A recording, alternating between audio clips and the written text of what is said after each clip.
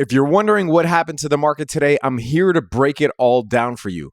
We will get into all of it. This will likely be one of the more important videos that I make in 2022. Certainly one of the more important videos that I make in January 2022. And towards the end of the video, I will give you a variety of mitigation strategies, tell you what I'm doing with my portfolio, what trades I'm making, in order to protect our portfolios and in order to potentially make some money from what is to come. So you definitely want to stick around till the end of the video. If this is your first time on the channel, welcome back to The Traveling Trader. Happy to have you. If you get anything out of this video, hit that thumbs up. Let us get right into it. So aside from the market creating another all-time high yesterday, at least in the S&P 500, and the market's looking toppy, what caused the markets to have one of the worst days in recent memory? The S&P dropped almost 2% today. The Nasdaq really took the hardest hit, and we'll talk about why that is. Over 3% today. The Dow Jones wasn't so bad, but it did drop over 1%. And then the Russell 2000 dropped a whopping 3.3%. We actually had a short on the S&P as well as the Russell, which I will get into when I talk about the plays. So you definitely want to stick around till the end of the video. But the crux of what happened is that the Fed meeting minutes from December were released, and it shows a lot more aggressive policy than we thought or than the market even knew about. Now, don't worry, I'm going to break it down for you even in beginner-friendly terms. Now, as you know, when something is priced in, the market is hard to react. However, when significant information that is unknown is dropped on the market suddenly, then the market can react violently. So the two things that emerged from the FOMC meeting minutes, one was that the Fed hinted at potentially raising rates not only a lot more aggressively, meaning earlier than expected, but they are now potentially looking at 4 rate hikes as opposed to 3. I don't think that's the case. We'll talk about why that is. The second significant bombshell that was dropped was that the Federal Reserve said that they are now looking at balance sheet reduction. So what does this mean? As you guys know or may not know, the Fed actually buys bonds as well as other assets such as mortgage-backed securities from banks. Now, the reason that they do that is because during times of economic distress, when there is a recession abound, the Fed is trying to put money into the economy to stimulate the economy, right? This is part of the reason that we have sky-high inflation now is because they put too much money in the economy. But they buy these bonds and these other securities from banks, giving the banks money while keeping rates low, keeping rates at a 0% interest rate effectively, meaning that the cost to borrow that money is going to be very cheap for businesses as well as for people who are looking to buy homes or cars, etc. That's how they stimulate spending in the economy. And that's why the more money that floats in the economy, the more devalued the dollar gets, which is what inflation essentially is. So they keep these assets, these mortgage-backed securities and treasuries, they keep this on their balance sheet. Now, this is the highest, unsurprisingly, that the Fed balance sheet has ever been. We are looking at over $8 trillion in assets. So here we'll do a little drawing, okay? Here's the Fed right here. So we're going to say this is the Fed. And yeah, please don't pay attention to my shitty handwriting. And so they essentially buy, right, from banks. They buy bonds, mortgage-backed securities, etc. So this is the bank. So the bank will send them, let's just say, bonds, even though it's not only isolated to bonds. And the Fed gives them back cash, right? Now, the bank distributes this cash among the population. So here's me. Here's another business owner. Here's somebody that's looking to buy a home. Here's somebody that's looking to buy a car. And the rates are extremely low, right? Which makes borrowing this money more attractive, because if the rates were really high, then you would get less people that are willing to borrow money. So the bank then distributes this money, right? Now, in order to rein that in, what the Fed says is that, hey, we're going to sell all of, so the Fed has accumulated all of these assets here, right? Now, the Fed says this pool of assets that we have, we are going to offload them, meaning we are going to sell them. And when we sell them either to, well, in this case, they would be selling them back to the banks, right? The bank is then going to give them money. So they're going to take cash out of the system and give it back to the Fed. So the Fed is essentially going to suck up all of the money, not all, but a huge portion of the money that's already in circulation, because they're going to be offering these securities at desirable prices, right? So the money goes back to the Fed, taking it out of the system, trying to combat inflation. So that is essentially what's going to happen here. Now, we didn't know about this because what we knew about was tapering. All tapering means is that they are going to slow down their asset purchases, right? We knew about tapering. We knew about potentially raising rates 3 times this year because they had already announced it. But we didn't know that they are now looking to aggressively offload their balance sheet. That's very different from tapering. Tapering just means that they're going to stop buying or slow down buying. So we thought that this year we would get a slowdown of buying all the way down to 0, and then we're going to gradually raise rates. Now they're saying not only are we going to do all that, now we're going to also take all of this shit that we accumulated off of our balance sheet and even take more money out of the economy. So what happens when we take money out of the economy? Well, naturally, that means less to spend on products and services. Also, that means less to spend on buying stocks and equities. Also, if rates are raised, that means that people will now be more inclined to save their money because the rates are more attractive. So it's a compounding effect that caused a shockwave to the market. Now, the reason, as I said earlier, that the NASDAQ was hit the hardest is because the NASDAQ is full of mega cap growth stocks. And growth stocks tend to get hit the hardest in periods of high rates, when rates are being raised, because essentially they're growing at a steady pace every year. But now if the cost of borrowing and the cost of money goes up, then their earnings and their growth are diminished. Now, this is not all doom and gloom. There is going to be a very juicy buying opportunity here, so pay attention till the end. Now, a couple of more things. This actually happened before. Obviously, this is not the first time that the Fed enacts certain policies, especially after 2008, 2009, when these quantitative easing strategies were actually created. So the last time that the Fed actually reduced their balance sheet or announced that they were reducing their balance sheet, this was back in 2017.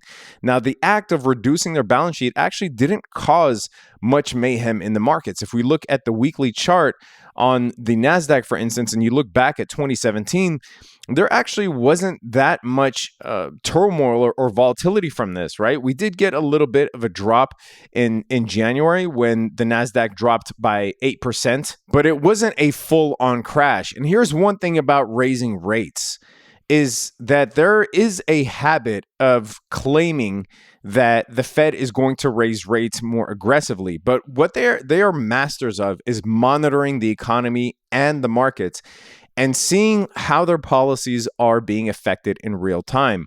So just to give you an example, back in 2018 and 2019, the Fed said that there would be 3 rate increases in 2018 and 2 in 2019. Now let's take a look at what happened to the actual rates in 2018 and 2019.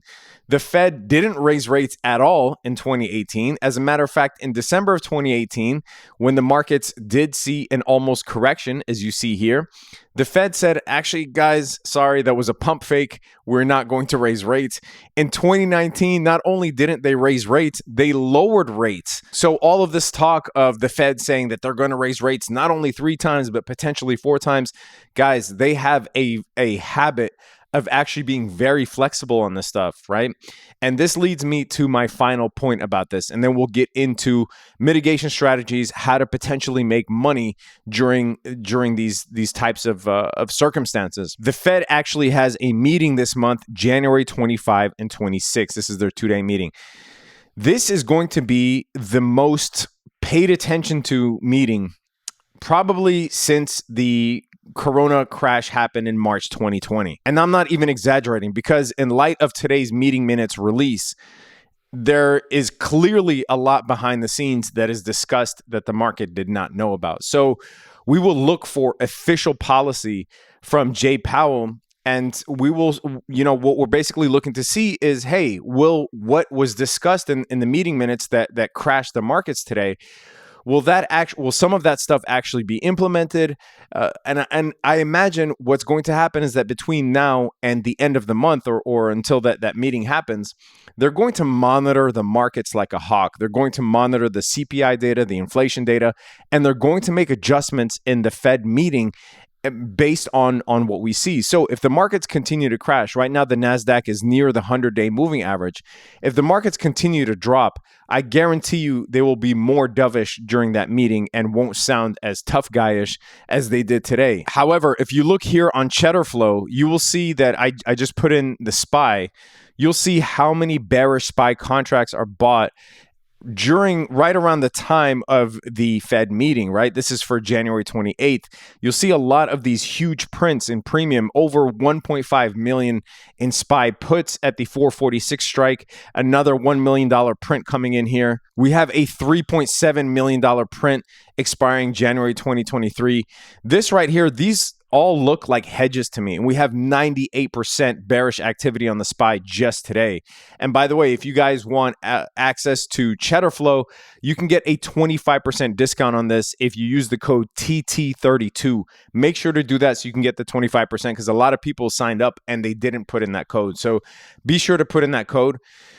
Because this is one of the most helpful tools that will help you gauge sentiment, right? What the market and what the institutions are doing. When you see these sweeps or these split orders, these are likely institutions. These are not retail traders. These are big orders that institutions are implementing. So that is what leads me to believe that a lot of these are hedges for the FOMC meeting. Here you see February 18th, $3.8 million print, $4.6 million print. These are all SPY puts betting that the SPY will drop, or at least hedging against your portfolio. So this leads me to the next segment of the program, which is how do you hedge your portfolio against potential downfalls and violent downfalls that might result from uncertainty leading into the Fed meeting, and then potentially what the Fed announces on the 25th and 26th of January. Well, luckily, there are so many things that you could do. Now, the first question I'm going to get is potentially from newer traders. They're going to say, should I sell my position? Well,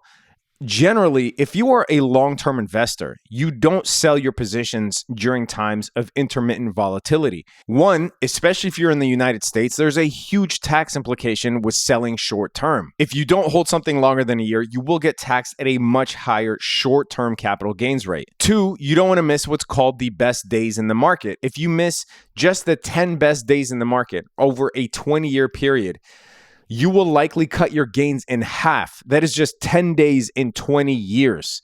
And a lot of traders and investors make that mistake. So I would continue to build a long-term portfolio full of quality stocks, not high beta stocks. A lot of these high beta stocks that were trending 2020 and the beginning of 2021 are just crashing to hell right now. Peloton, Zillow, GameStop, Penn, Sunrun, ChargePoint, Plug, AMC, Avis, etc. These are not quality stocks. These are stocks that warrant small positions in your portfolio because they are still very risky and unproven. But if you're trading Nvidia, Apple, McDonald's, Nike, Microsoft, etc., those big names, then yes, you will want to accumulate those on major discounts. Now, if you are a short-term trader, sure, go ahead, trim, sell, take profits, whatever. But I'm just specifically talking to long-term investors.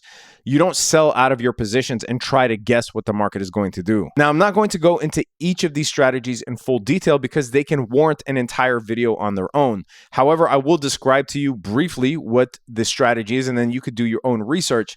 But we basically sold covered calls on some of our high conviction stocks that we thought were at resistance, Tesla being one of them. We sold the 1450 covered call and we're up 57% on that position. We sold the 190 call on Apple and we're up 35% on that position. When you sell a covered call, you have to have 100 shares of that stock, and you are selling a call after the stock has a nice rally and hits a point of resistance. You are selling a call above that. Now, the consequence of that is if the stock is at that strike price by expiration, then you are going to be forced to sell your shares. But you are selling them for a profit, assuming that obviously you bought them at a much lower price. So that is the consequence of selling a covered call. If the stock doesn't hit that strike price, you get to keep all of the money that you sold that call for. And yes, you can close it out early. And by the way, if you want access to all of these trades, link is in the description below. We have a group of over 4,000 traders where we teach these strategies. We talk about this stuff all day, every day, so you don't get left in the dust. Sign up if you want access. It's a really great value. It's a fun community. Anyway, another thing you could do if you don't have 100 shares of stock is you could buy puts. Think of this as insurance. We bought puts on IWM, which is the ETF that tracks the Russell 2000 index. Closed these for 63% today. Now, when you buy puts on indexes, which we typically do, SPY, which tracks the S&P ETF, the Qs, which tracks the NASDAQ ETF, and like I said, IWM, which tracks the Russell 2000 index, make sure that you actually have stocks in that index. It does not make sense to buy car insurance if you don't own a car, right? So if you have S&P based stocks, here's the S&P 500 here on Thinkorswim. The bigger the box, the bigger the weighting is in the index, but Microsoft, Apple, Google, Facebook, Nvidia, Adobe, Tesla, Amazon, JP Morgan, Visa, etc. If you have a lot of these stocks, then it makes sense to hedge using SPY puts.